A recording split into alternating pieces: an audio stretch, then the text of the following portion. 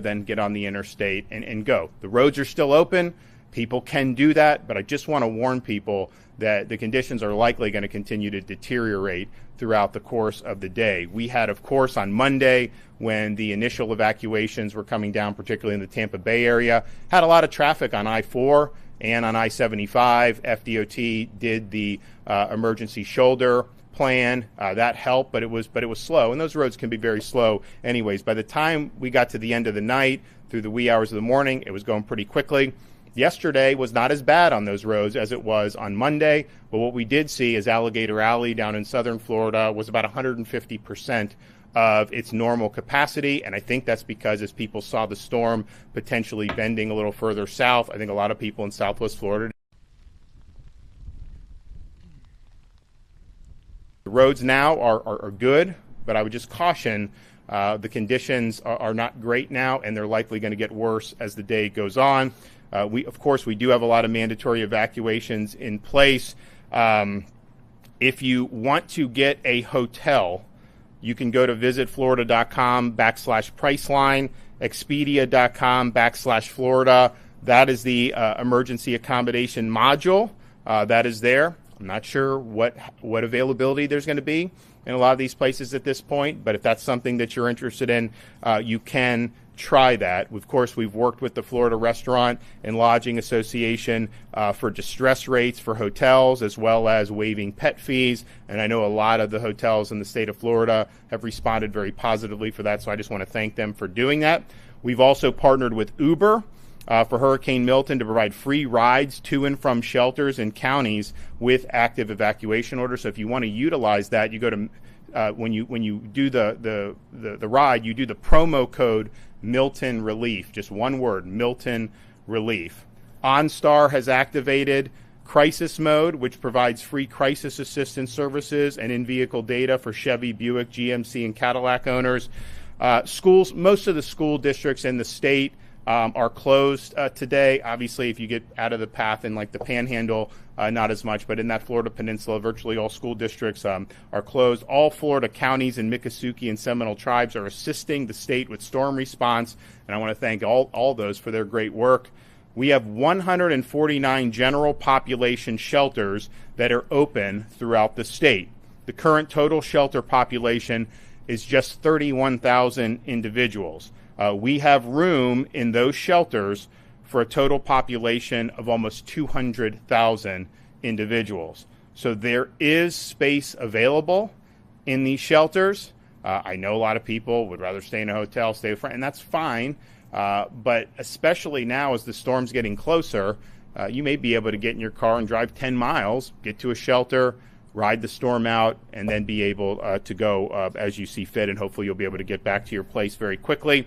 But space is available. So there are 36 county-owned special needs shelters that are open and operating in counties that are in the path of the storm. Schools and other facilities are now also being used as supplementary state-supported shelters across the state. The state of Florida has now open 6 state-operated supplemental shelters. These may not ultimately be needed, but you have a lot of people in the evacuation zones. I think most people decided to just leave and find something on their own. We still have a lot of room in the traditional shelters, but out of an abundance of caution, we wanted to open additional options. So the 6 state-operated supplemental shelters currently are Hard Rock Event Center, 5223 Orient Road in Tampa, City Furniture, 3205 South Frontage Road in Plant City, Baycare, 1802 North Del Mabry Highway in Tampa, Life Science Logistics, 310 North Galloway Road, Lakeland,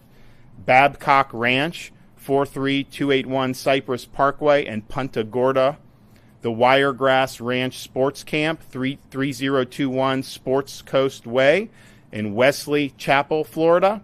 That site also has capabilities to service special needs individuals, and Kevin is also working on setting up a 7th site. Now, those state-supported shelters, they do have generators, so you will have access to power. I think you have Starlink at those. They've got Starlink internet. So, look, it's not the 4 seasons, but there are some things there that will make it tolerable to be able to get through the next 24 to 36 hours. You can find the shelter options at floridadisaster.org/shelters. You can also find your county's EM page at floridadisaster.org/counties, floridadisaster.org/counties. So people have time now to evacuate if they are in the area of an evacuation zone. We see the storm is a very strong Category 4. I've said from the beginning, the prognostications are it's likely going to weaken before it gets, but it may not. And even if it does weaken, it's still going to be a major, major impact. So you still have time now to make decisions to protect yourself and your family. Massive amounts of space at these shelters. The roads are flowing. The conditions are going to get bad, so you just got to be very careful with that. But certainly these shelters are a very live option. I want to just finally thank everybody. When you have these emergencies with a major hurricane, it's a huge deal. We spin up all state agencies, everyone here at the EOC, working basically round the clock. You have all the counties and cities that were in the path of Hurricane Helene, and it wasn't just the Big Bend where you took the blow. It was massive surge up and down the west coast of the Florida Peninsula. A lot of damage was done. There were thousands of rescue missions that were effectuated immediately after the storm. Huge things done, like fixing the road and SR 786, helping with the bridges. There was so much that was done in the immediate aftermath and is still being done in that. Then you have another storm that developed, and immediately you're back on that posture, round the clock, no time to rest, no time to sleep for a lot of these folks, and it's not easy. And so I just want to say, on behalf of the state of Florida, thank you for discharging your duties. Thank you for accepting this mission. It's not going to be easy, but there's no better group of people that I would want responding to this than the folks that we have doing it throughout this state. Whether you're talking about the counties down on the Gulf Coast of Florida, whether you're talking about the people that we have here assembled in Tallahassee, these folks have proven themselves. They're working hard, and we will get the job done. Okay, Kevin Guthrie. Thank you, Governor. I want to reiterate that we will get the job done. Absolutely. The men and women behind me are the best in the country, and they lead the industry in what it is that we do. The men that are standing behind me and the men and women that are state agency heads, everybody has checked their ego at the door, and all it is about teamwork right now. We're going to get that done. We're less than 24 hours from landfall, and the governor has been working tirelessly alongside all of us to ensure that we have all the resources needed ahead of landfall. Today, we continue to move thousands of resources to staging areas across the state. We want to ensure we have the right resources to move into the right places at the right time. Life-threatening storm surge is expected along Florida's west coast. Counties from Levy to Collier have ordered mandatory evacuations, and I urge you to heed those warnings if you're in one of those zones. You might not want to evacuate, but there are free shelters in your area. If you live in a mobile or manufactured home and you're in this impact area, please go to a local shelter. If you rely on power for medical devices or other things, please go to a local shelter. You live in a home that can't withstand the hurricane force winds, again, please go to a local shelter. We have enormous capacity. We're about 31,000 sheltered last night. We have the ability to do well over 200,000 in the impact area. If you're making a decision and say, oh, it's too late, there's not enough room for me, there is room. Please come. Your home and belongings can be replaced, but you cannot. You can find a list of all shelters, including our state-run shelters that the governor just mentioned, by visiting floridadisaster.org/shelters. We also have options to assist residents with evacuating. We still are running our shuttle service. You could also go to floridadisaster.org for updates on that 1-800 number. That number is 1-800-729-3413. Again, that's 1-800-729-3413.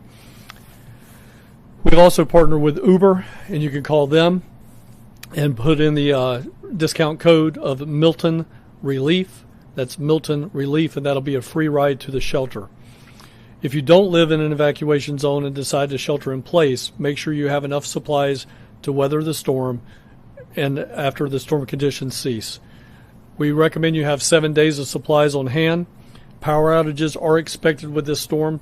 Charge your electronic devices now before the power starts to go out. If anybody's looked at a radar in the last 8 hours, you see a lot of rain heading into the impact area. You see tornado warnings. I think as of our 7:15 briefing with my executive staff, we had 7 tornado warnings, and as we were walking in here, I saw 2 more. So there's been roughly 10 tornado warnings.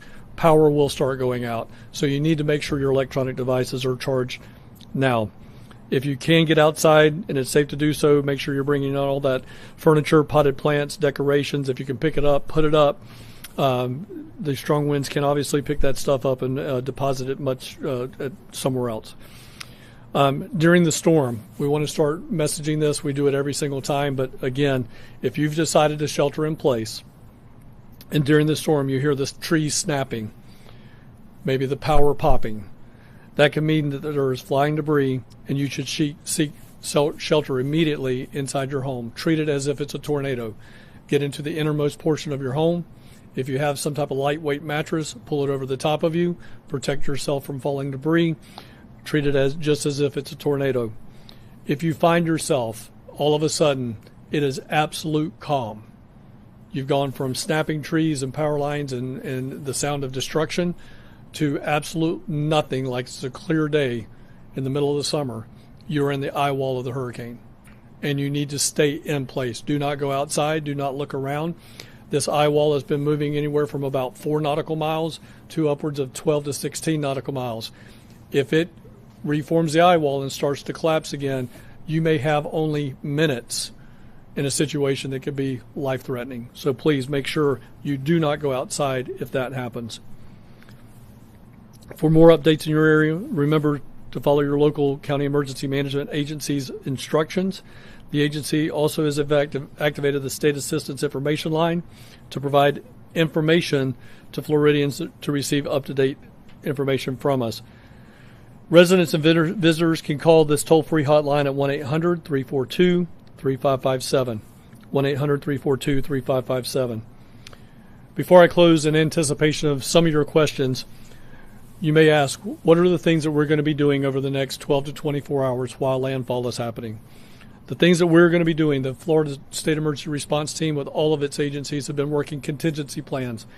Over a week ago, I set out for our planners to work 3 different contingencies. And that was something that hit the Helene area, something that hit the Tampa Bay area, something that would hit the Fort Myers area, and then even drill down further into that. So in the next 12 to 24 hours, our staff will be moving from a strategic contingency-based plan to tactical operations-based movements. They will pull off the shelf what that strategy was at the time and move directly into tactical operations. We will start working on our damage prediction models. We do have damage prediction models that come from the United States Army Corps of Engineers and other federal agencies. That system is called HAZUS. Our planners, our intelligence cell will start looking at those things to see where the most debris, where the most damage is going to be based on the last calculated movement at landfall. So we will then start marshaling resources from the north and the south with all of the agencies behind me and all the agencies that are out there on the floor right now, to include local county assets and out-of-state mutual aid assets, to move from north or south into those impacted areas, surging more resources where we anticipate having the most damage based on those models. You can always follow us at X and Instagram at FLSERT and on Facebook at FDEM. You can get latest updates also at floridadisaster.org/updates. Governor, again, it makes it very easy for us to do our job and be successful at our job when you have a man standing behind me that's willing to pull the trigger at 96 hours out. All of us can be very successful. And I think this is one thing I just want to point out, because the governor's not going to toot his own horn on this, but I will. General Haas not only is a good friend, but he's one of the best in the business at doing what he's doing. But he can only move as fast as he can call up his soldiers. That takes 72 hours to do that. When the governor gives us 96, the last 3 storms we have marshaled the full depth and breadth of the Florida National Guard before landfall. And that never happened before this governor took office. Governor, thank you. Derek? Yep. Thank you, Governor, for your leadership, and good morning. I want to reemphasize at FDOT, we are committed, we are determined, and we are resolute, and we are ready to respond to this storm. We took the governor's direction very seriously with the debris mission. Remove as much debris as humanly possible in the barrier islands before Hurricane Milton makes landfall. We mobilized every available state asset along with some of our contractors and have been working around the clock. I want to say thank you to our dedicated FDOT team members down in the Tampa and Southwest Florida regions. They have been working around the clock. Also want to say thank you to the men and women of the Florida National Guard, the Florida State Guard, the Florida Highway Patrol, Southwest Florida Water Management District, and the Florida Department of Agriculture. They all joined forces together to move debris, and we worked into the wee hours of the night last night. We had huge platoons of dump trucks being escorted by Florida Highway Patrol in very severe weather to get debris off of those barrier islands. What we were able to accomplish is truly remarkable, and you heard the governor. We moved nearly 55,000 cubic yards of debris and made a huge dent on those barrier islands, which is going to have a tremendous impact on safety as Hurricane Milton makes landfall. So I want to say thank you to the governor for bringing the vision and the direction to do something of such a great feat. With evacuations, we did notice very heavy traffic on I-75 and I-4 going north to Orlando and up to I-10 over the last few days. We did use emergency shoulder use. It did help to resolve that traffic. And we have continued to have both the Florida Highway Patrol and our Road Ranger Service Patrol circulating those corridors to offer motorist aid. We did see very heavy congestion on Alligator Alley yesterday. We also implemented emergency shoulder use there. Traffic began to resolve around 11 p.m. last night, and we were glad that people chose to leave, seeing where they lived, and were evacuating to get to safety.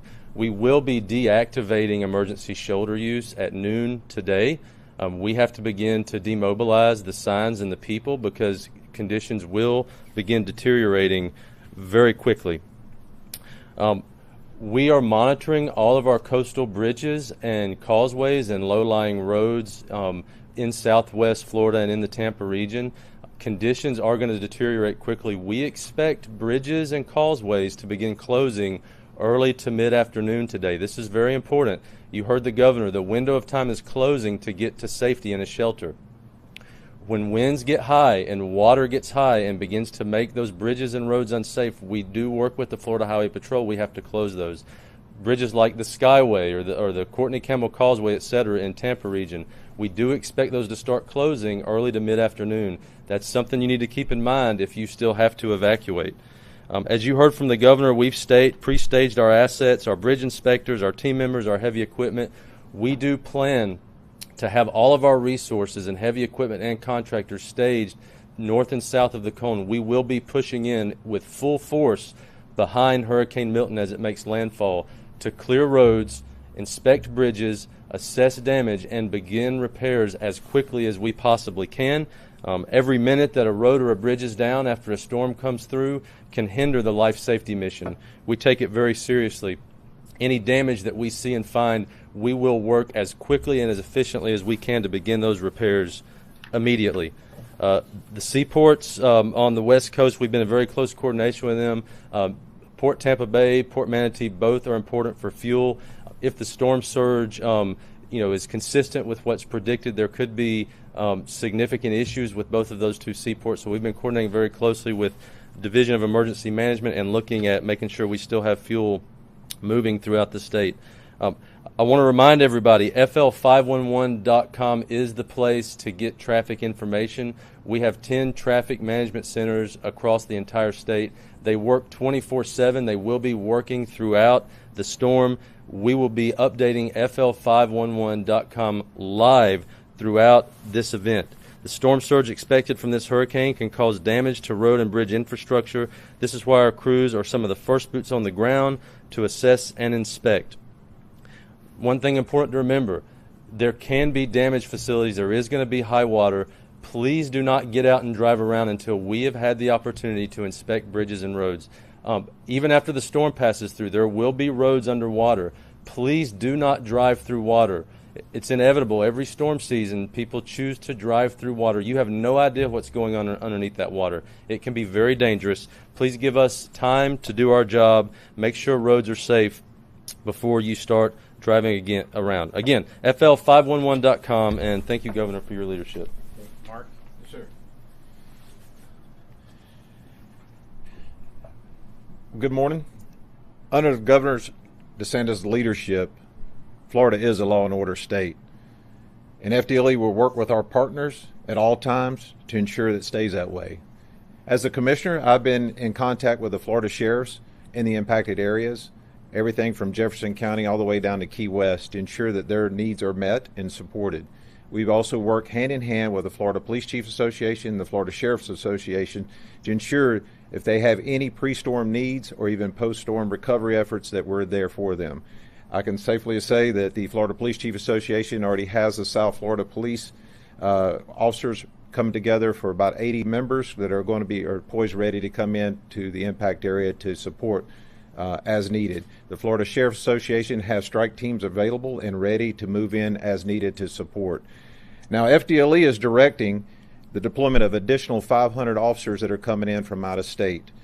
We already have 150 that has been notified and alerted and en route to the area. So tomorrow, after the storm passes, you may see law enforcement entities from other agencies from out of state that will be coming in to support, whether they be as special deputies under the sheriff or state officers that will support local law enforcement or state efforts. If you see them, they are going to be law enforcement authority and have powers as such. So I just want to make sure our people understand that. Florida will not stand for looting. Will not stand for it. We will come after you. And we're not going to stop if anyone takes advantage of any of our citizens or visitors in this time of need. So pay attention to that. If you have anybody or anything that you may see that's going wrong, contact your local law enforcement. We're there to support them, and we will be there on top to take care of that. Now, FDLE special agents and law enforcement analysts have been steadfast all the way through Hurricane Helena, and also will continue on past Hurricane Milton to give you that great support. Our mutual aid team at FDLE has already been managing numerous law enforcement missions, and such as identifying post-storm response squads, establishing base camps for first responders, and conducting security missions. Now, in addition, FDLE has nearly 200 analysts that are on standby for reunification efforts for Florida. Law enforcement officers and offices for sheriffs and police departments to help you if you're missing your loved ones. We're here to help and try to find them. FDLE Sworn Training Unit CUT team is standing ready to go out and support any first responder that may have damage to their house, so that way these teams come in and get them back ready, and so that way they can go out and support their community so they're not worried about stuff that's happening at their house. Now, FDLE law enforcement strike teams are coming from Pensacola and Miami into the area. These strike teams will be able to do everything from violent crime investigations to patrol operation and security details. FDLE special agents are activated, all of them are activated to deploy in the impact area as needed. Now, in any type of event, comms is one of the biggest issues. And FDLE Communications Strike Team is already at the ready, working with ESF2 here at the Florida State EOC to ensure that agencies that lose their 911 communication, internet or radio communications, we're there to help them and get them back up and operational as fast as possible. In addition, our FDLE aviation assets are also pre-positioned to conduct overwatch missions for patrol officers and sheriff's offices and departments as needed on request. And I'll echo what Kevin said. Because of Governor DeSantis, we are ready. And thank you again, sir, for your support. And Florida cannot be in better hands. Thank you, Governor. Good morning, fellow Floridians. It is an honor to, on behalf of Florida Highway Patrol, to serve Governor DeSantis and his administration and also serve the great people of the state of Florida. Just a brief update on our operations at the Florida Highway Patrol. We have pre-staged high water rescue vehicles in preparation for landfall. FHP is conducting proactive patrols of evacuated communities to suppress criminal activity. As the governor spoke about, we have been laser focused on ensuring that our roadways are open so that we can conduct escorts of fuel trucks to gas stations that are in need of fuel, as we are still doing those missions in this moment. But as the ports on the land side closed down for the hurricane, we are still engaged in transports of ambulances, ambulance companies, first responders, and other elements that need to be where they need to be at a certain time before landfall is made by the hurricane. If you are an ambulance company or if you are a healthcare facility that needs the services of the Florida Highway Patrol for the purposes of getting through congested areas, we would encourage you to dial star FHP, and we will make our best efforts to make sure that you get where you need to go in due time. We are currently also supporting the Department of Juvenile Justice by evacuating juveniles in secure residence facilities, and we are helping to relocate military families from the affected areas. We continue to provide law enforcement services in conjunction with our partners at FDLE to areas in the state that were affected by Hurricane Helene, specifically Keaton Beach, Steinhatchee, and Deacle Beach. As of today, all FHP troops and all 2,000 state troopers are activated on an Alpha Bravo shift, and that includes an additional 300 auxiliary state troopers. We are all in, full force, 24/7 from here on out. Now, I want to talk briefly about after the storm passes and makes landfall, and then we come in behind, you're going to see a lot of first responder personnel. You're going to see law enforcement. You're going to see the National Guard. You're going to see the State Guard, out-of-state law enforcement officers. At the direction of Governor DeSantis, we have 500 out-of-state law enforcement officers that are going to complement and supplement our response, and we appreciate FDLE's leadership on that. You're going to see DOT personnel. As far as law enforcement goes, obviously we're going to be focused on search and rescue initially.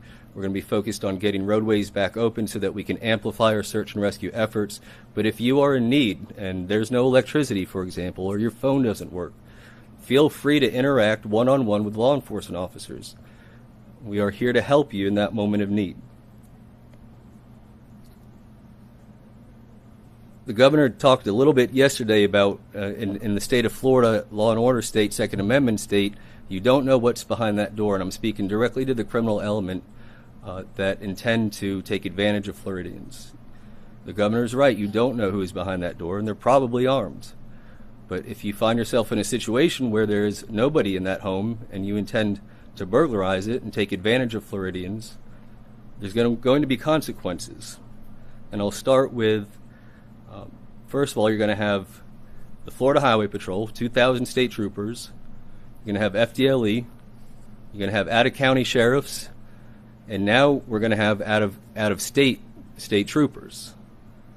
There's going to be a swarm of law enforcement officers. And I can tell you, on behalf of the Florida Highway Patrol, if we catch you and you try to escape, we're going to chase you. We're going to use intentional contact to stop the pursuit. We're not going to allow you to injure or kill Floridians because of your criminal activity. We're going to hold you accountable and get you in custody. FWC will be deployed. They will catch you in the water. We'll catch you on land. You have the National Guard and the State Guard. They'll catch you in the air. There's no escape from the resources of the state of Florida. The governor has announced in prior months, and we have celebrated a 50-year crime low in the state of Florida. I can promise you, after this storm, there is going to be a new record set, because the state of Florida is not going to give you an opportunity to take advantage of Floridians. And then my final comment would be that we at the Florida Highway Patrol, and I know I speak for all the professionals that are standing behind me and the governor as well, is that we are cognizant of the weight of this moment for the state of Florida. We are cognizant of the weight of your safety and your concern as Floridians, and we are cognizant of our duty as representatives of the government and as law enforcement officers and first responders, and we intend to meet this moment and we intend to honor our duty. And so it is an honor to be a part of this team, to serve the state that I love, to serve the best governor in the state of Florida, and ultimately the people of Florida. Thank you, Governor.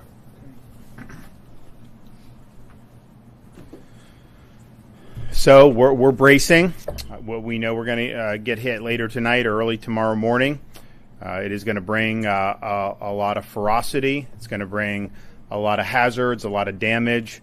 You still have time to make the decision to ensure your safety. You do not have to get on the interstate and drive to Georgia. You don't have to drive to Pensacola. You can go to a local shelter, which would be likely tens of miles away. We also have now these state shelters. There's massive, massive amounts of room in all of those shelters. You ride it out for a night. The storm's likely going to be gone on the east coast of Florida by tomorrow afternoon. You're going to obviously have first responders and everyone on the scene immediately and doing what they can. But you're going to be able to get back. You're going to be able to resume your life. But just make sure that you're putting yourself in a situation where you can safely weather this storm. So you still have time. Time is running out. But if you make that decision now, I think you'll be glad you did. Yep. A lot of people are choosing to stay in Sarasota, Charlotte County. What's your message to those people that are choosing to stay in their homes? Well, if you're not in an evacuation zone, I would imagine, because there's a lot of population in some of those areas, like Kevin said, if you're going to hunker down like that, you're basically going to be, if you're not in a flood, you're basically going to be concerned about the wind. And this is a strong storm. So if you start to hear popping, if you start to hear trees snapping, you got to treat that like a tornado, and you got to hunker down. Because you're going to have debris, you're going to have trees, you're going to have things that could potentially fly around and cause a threat to your life. Now, if you are in an evacuation zone and you're in places like Sarasota or Charlotte, just know that if you get 10 feet of storm surge, you can't just hunker down with that. That is ultimately the surge. Mother Nature is going to win that fight. So I think it's hazardous to be staying, particularly on those barrier islands in Sarasota County, particularly on the barrier islands and other parts of coastal Charlotte County. And so if you're in an evacuation zone, you can just get up, go to one of the many shelters that are available. Maybe you have friends and family close by. Maybe you want to get on the interstate. I would say that's going to be a little dicey, but some people will want to do that. So you still have time to do it. And we don't know, look, this track of this storm, where it hits, and is it landfall going to be at Sarasota? Is it going to be further north, further south? Just understand, if you're on the southern part of this storm, you are going to get storm surge. So maybe it doesn't hit Charlotte County, maybe it hits Sarasota. Man, you're going to get a lot of storm surge further down south. That's just the reality. I mean, it's churning massive amounts of water, and that water is going to come out. There may be parts where it sucks it out, depending on how the storm goes in northern side of the storm. That's possible. But, man, if you're anywhere in the eye or south, for sure you are going to get major storm surge. Any estimate on how many people have actually heeded the evacuation call? I mean, we've had way higher volumes on our interstate system than we normally do. I mean, it was on a Monday. I think I-75 was, 150% of what it really was, what it normally is. And that's not the best road anyways. I mean, you start getting close to Ocala, some of these places. I mean, you could just have standstill traffic there. I-4, same thing. Much more than we normally have. But I think anyone that's driven in Central Florida knows you get on I-4 near like Champions Gate in some of these places. That's part of the reason why we're doing Moving Florida Forward, doing all that. And like it needs to get done, and we're accelerating that. But there's bad traffic anyways, but there was a lot of people on the road. And then I think yesterday to see Alligator Alley at 150% of its normal, that's telling you that there are a lot of people that have done that. And we've stressing the availability of local shelters. Anytime you evacuate, there's going to be a certain amount of hazard for that because there's a lot of people on the road, especially if conditions start to get bad. The safest thing is drive that 10 miles, 15 miles, wherever, go to the shelter. But you don't have to do that. A lot of people haven't done that. I'm a little surprised that the number of the shelters, I thought it'd be a little bit higher. But I also think, if the storm wasn't going to hit till Wednesday night or Thursday morning, a lot of people wouldn't want to stay in a shelter Monday or Tuesday night. So I do think you're going to see the shelters. I think that number is going to go up today throughout all those counties that are in the eye of the storm. And, of course, we have the state shelters. That's up on the DEM website where you can see all those. Those are going to be, it's like big. Those are all thousands of people can fit in each one of those. And we thank, we've had businesses that have leased it out. I know we did Hard Rock. We've done a bunch of stuff. You're going to have internet. You're going to have a generator. There's going to be power. Again, it's not going to be the Four Seasons, but it is going to be something that's going to be tolerable for a night. And so if you're in a situation where you're just hoping that you don't get hit with massive storm surge, those are going to be really, really good options for you to do. So obviously the storm is very dangerous, and you've been pushing for evacuations and whatnot. There's also misinformation out there that I think even a member of your team has tried to dispel online. I know the FEMA administrator brought up other reports of misinformation. I just want to know your thoughts What on specific misinformation are you talking? There was one. There was one tweet that was telling people not to evacuate because there was some collusion between FEMA and a security team that wouldn't let people back into their homes. That was obviously. Guys, listen. I think most people are wise to this. You know, we live in an era where if you put out crap online, you can get a lot of people to share it, and you can monetize that. That's just the way it is. But if you're hearing something that's just outrageous, just know, in the state of Florida, none of that stuff would ever fly. So you don't have to worry about that. FEMA is not leading this show. We are leading this show here in the state of Florida. We're marshaling whatever assets are available to us. We're leveraging that. But certainly with people evacuating, in my executive order, I put in on Saturday that the default is you have a right to immediately return to your home following the storm. Now, there may be some circumstances that are not usual, but I mean, if a bridge is about to collapse, if there's real massive hazards, if there's active rescues going on, but the default is you get back. You can't just say, oh, we're just going to keep people off for 48 hours because we think it'll be easier to clean up debris. No. This is your private property. This is your home. You have a right to go back. So that's in our executive order. That'll be something that we work towards to make sure that that's the case. It's important that people are able to get back. And I'd also note, we talk about the debris. You had all this debris, right? These contractors, some of them were doing a lousy job, others weren't. And we decided to take it on ourselves to go really surge people and supplement that. But by keeping the landfills open 24/7, there was a lot of private citizens that were going cleaning up debris, bringing them back. And these guys got like Ford F-250s. They're bringing them back to the landfill drop-in. That was a huge help.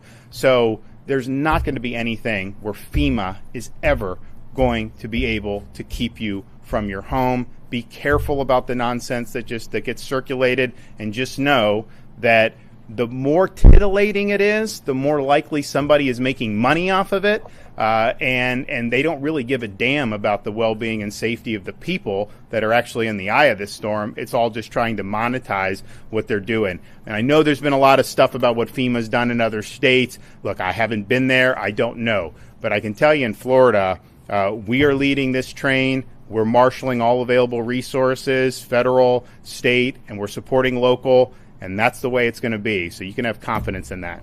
Yes, sir. It's coming up on 11 o'clock right now. Roads are passable and encouraging evacuation. Have you guys, based on the size of the storm and the speed it's moving, have you picked a time of when people should not hit the roads and when they should shelter in place? We haven't, because I think it just depends on where you are, what the conditions are. I would say that the conditions are going to get worse throughout the rest of today. So these local shelters are a great option to be able to go and drive a few miles, get into a shelter, and then just ride out the storm is not going to be a problem. I mean, if you leave right now, go to your local shelter, you're fine, right? If you leave right now and you get on the interstate and you want to drive to Pensacola, look, just know that you're going to start to see some hazards. We do have fatalities on the roads with almost every storm. So the risk that you're assuming is a lot higher than if you just go to a local shelter. So I wouldn't want to say there's like a hard and fast time where you just can't. I think now you can go to the local shelter, but I would say even starting now, when you start talking about the interstate, you are going to see conditions deteriorate throughout today. And there is a lot of rain. There's problems in different parts right now. People get it. There's bands and whatnot. And it's not going to be right now hurricane force right now, but still, this is something that could be problematic. And so, I mean, I just think like if you're elderly or something like that, what would be the better option? Like, I would advise probably just going to the shelter right now rather than trying to get on the interstate, and go visit your kids or something. So, but people can make that decision based on what is in front of them at the time. There will come a time probably where, once we start getting the tropical storm force winds, where it is definitely going to be too dangerous. I don't think we're there now, but I think that's rapidly approaching. Shelters are, basically for people who are displaced after this storm, will they be able to go to these shelters? If they go to their house and it's destroyed, will they? I think let Kevin talk. I think these shelters are to ride out the storm. We've worked with counties with Helene on sheltering availability for post-storm. I don't know that these are necessarily the same things on that, but we have had that mission. Do you want to address? Yes, sir. Thank you, sir. What I'll say to that is, again, to the governor's point, these private sector locations are what we would refer to as the shelters of last resort. Again, they're not the Four Seasons. They're cots in a warehouse in some cases. Our biggest facility is a warehouse that's right next to our new facility in Auburndale. But what we will do, because this is a point of emphasis for the governor, he's given me this direction, hear it loud and clear. When this storm is over, we need to get kids back at school. We need to get community and life back up and running, and we're going to be committed to doing that. My goal that I charge the team out there on the floor with is, let's get kids back in school in 3 to 5 school days after landfall. We're going to do that. To be successful at that, we're going to have people that are going to be in long-term sheltering. So we were going to have to open up other big box stores. Now, what we will do there is, where we're in warehouses right now along the interstate corridors, we will start looking for maybe those mall big box stores, something that may have even been right on the edge of an evacuation zone or a flood zone. For example, there's a really good place, Gulf Square Mall in Pasco County, Hudson. That is in an evacuation zone. That is in a flood zone. We would never go there to put people in harm's way. But after the fact, that might be a very good place to go and open a recovery shelter while we get kids back at school. Thank you.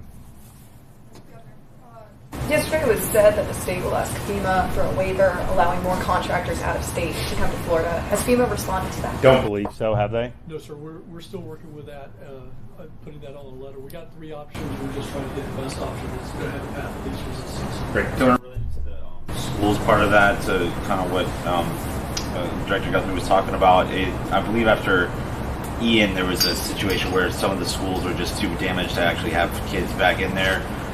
Is that something you just have to wait and see where the storm hits? And that'll be that. We'll assess that at the time. I know, like on Sanibel, for example, those kids went to different school at that point across the bridge. It's a lot easier when we fixed the Sanibel Causeway, so they were able to do that. That may happen here. We'll see. But that'll likely be driven by the school districts make a decision, and then we'll be able to offer probably some support for that through our Department of Education.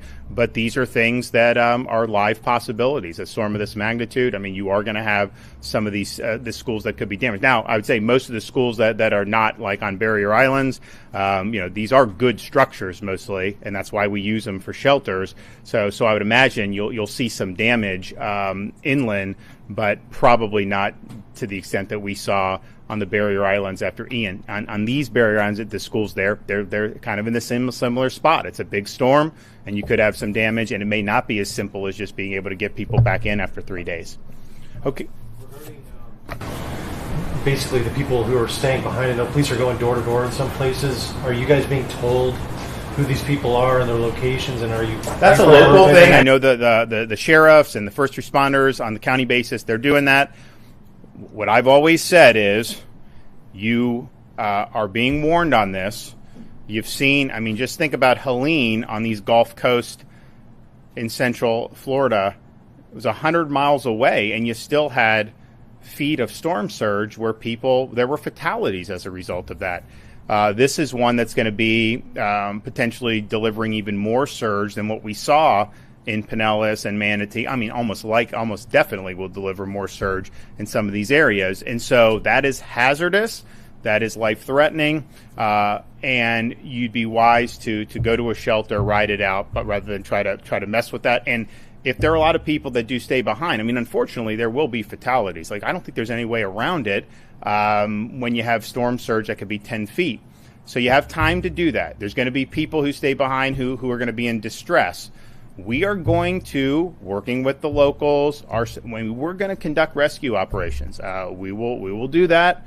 And a lot of those were successful last time in the Helene, but why would you want to risk it at this point? So this is this is a big storm. It's going to do a lot of damage. It's going to create a lot of threats to life. It's obviously going to destroy property. We're bracing for that, but we're doing everything we can to try to mitigate the damage beforehand, and we'll do everything we can to help with rescues and getting people back on their feet afterwards. Okay, thanks.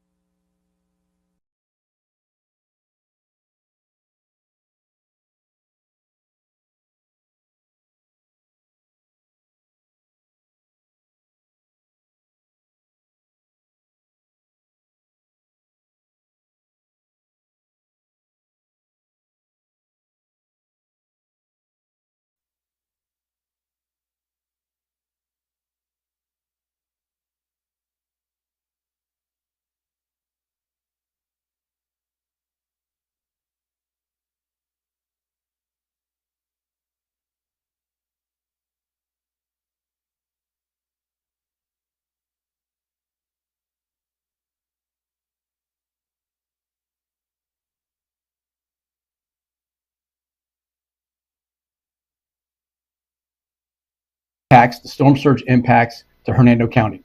We were at 5 to 10 feet of storm surge. We're now at 2 to 4 feet of storm surge. However, please, we're going to keep our posture as we were responding as to earlier. Don't make any assumptions on this forecast. Things can change dramatically for a number of different environmental and atmospheric conditions and variables. So we're going to keep our posture.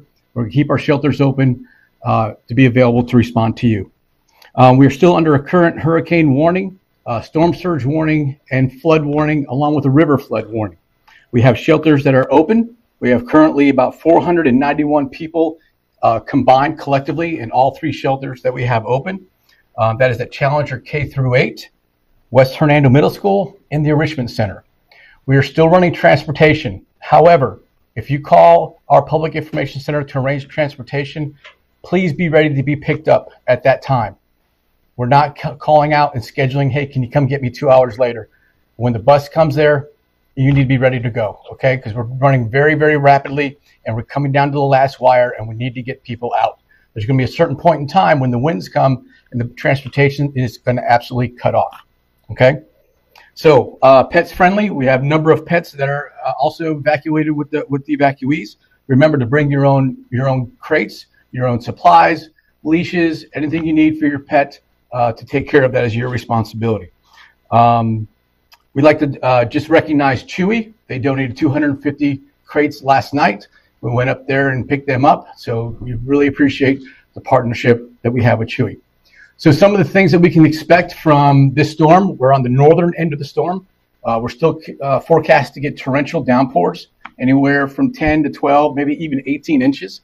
It's going to cause inland flooding. The river is going to flood later in the week, but you can expect mass power outages, okay? Long-term power outages. And I'd like to turn it over to General Manager with Coochie River Electric, David Lambert, to talk a little bit more about that. Sir? Good morning. Thank you, David. Good morning, everybody. We are significantly upsizing our resources in with Withlacoochee. We have several hundred line contractors and additional co-op personnel that are coming in as far away as Texas and Canada to come in to help us restore power.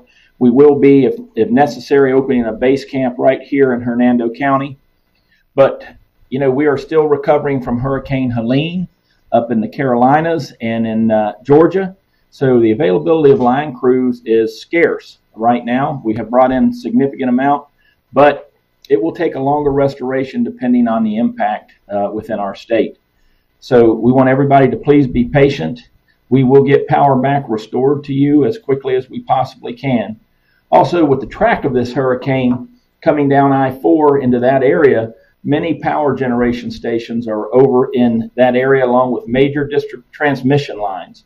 Okay, those power generating facilities have to be brought back online if they're damaged, and those transmission facilities have to be repaired. Now, we will continue to repair lines in the area, but some we may not be able to energize until those transmission capabilities are up. So I want you to rest assured, though, We will get power restored as quickly as we can.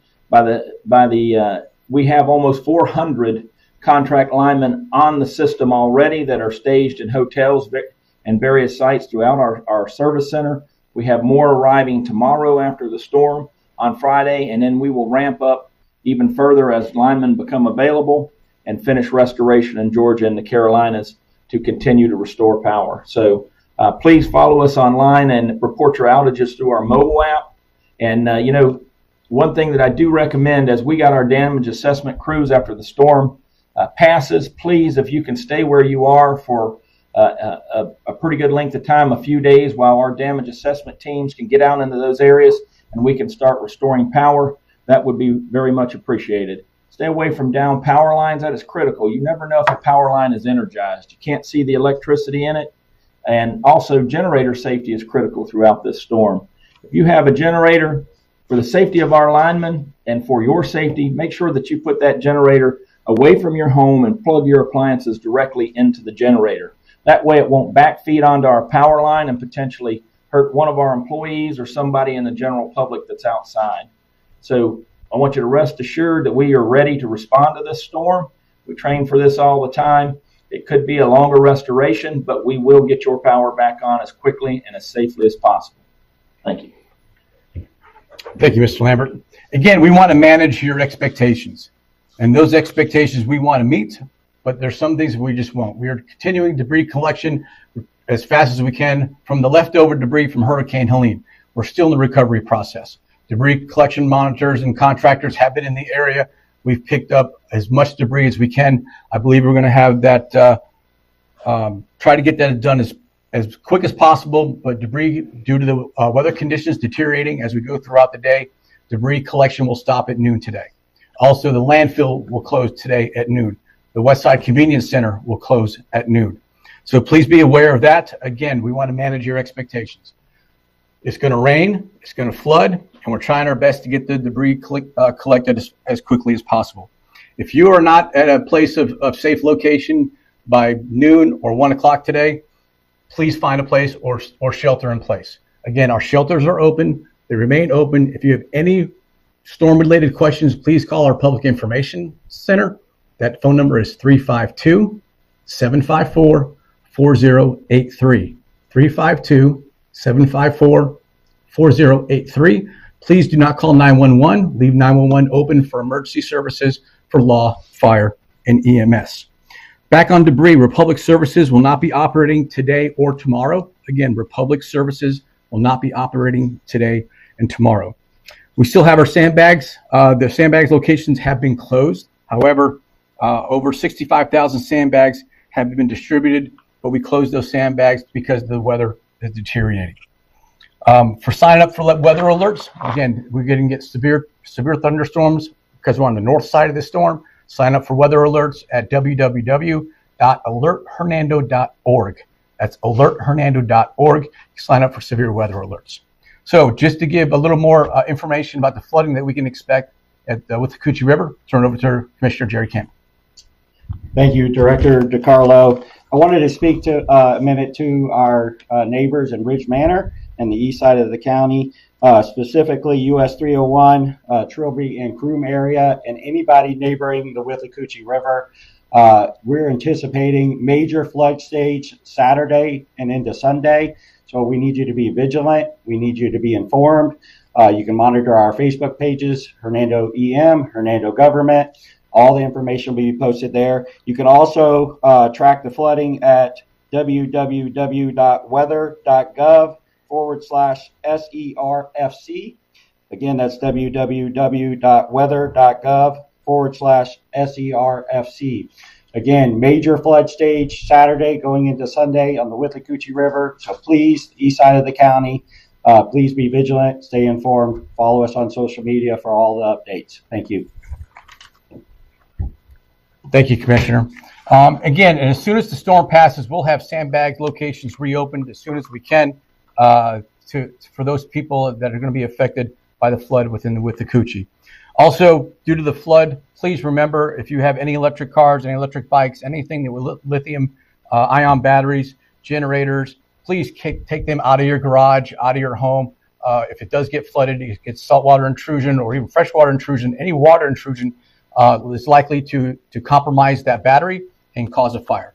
Okay, we want to make sure nobody gets hurt. We're very fortunate that we had no fatalities, no injuries during Hurricane Helene. I want to make sure that same posture goes for Hurricane Milton. For further information, I'd like to turn it over to Commissioner John Alacco. Thank you. As we've heard, there's expectation of losing electricity. So for those of you who have tubs in your home, I'd recommend that you fill your tubs with water in advance. That can be used to help flush your toilets, especially those who are on private wells. This is important for you to understand. Once you lose electricity, you're not going to be able to use your well. You're going to want to be able to use your facilities as long as possible. However, if your well is to be inundated with water, likely to happen, especially in the areas of the east end of the county, understand that that well will be contaminated and is going to need to be sanitized afterwards before you use that. You can become very sick if that water obviously gets into your well from the ground. Again, fill your tubs if possible. You can use that to help flush your toilets. Understand that this is probably going to be several days without electricity, as we're hearing. So if you're on a private well, you're definitely going to want to make sure you're prepared. That includes most of the northwest end of our county, parts of Brooksville, and on our east end of our county into Ridge Manor and community. You know who you are if you're on a private well. Also, understand that we've heard it already about electric down. Just because electric lines are down and you may not have electricity does not necessarily mean that some of the lines may not be energized.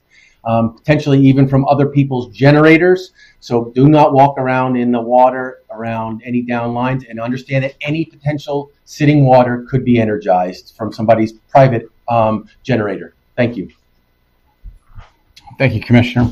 Again, just to recap, Hurricane Milton is forecast to make landfall in the Sarasota area at 2 a.m. Early Thursday morning. We can expect tropical storm force winds within Hernando County between 4 p.m. today and 6 p.m.